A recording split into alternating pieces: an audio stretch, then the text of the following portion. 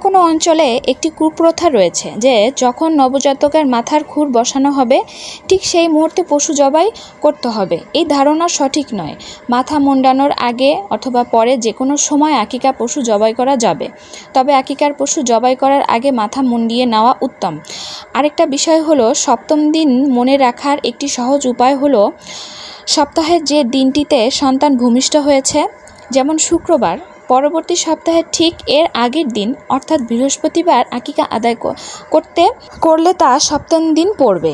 আর এই মাংস কাঁচা ও রান্না করা উভয়ভাবেই বন্টন করতে পারবো। সর্বস্তরের লোক তা খেতে পারবে, এমনকি নিজের বাবা মা, নানা নানি, ধনী গরিব, দাদা দাদি সবাই নিশ্চিন্তে আকিকার গোশত খেতে পারবে। আরেকটা বিষয়, আকিকা কে করবে? যিনি সন্তান লালন পালন কিংবা ভরণ পোষণের দায়িত্ব পালন করছেন তিনি সন্তানের আকিকা আদায় করবেন। এই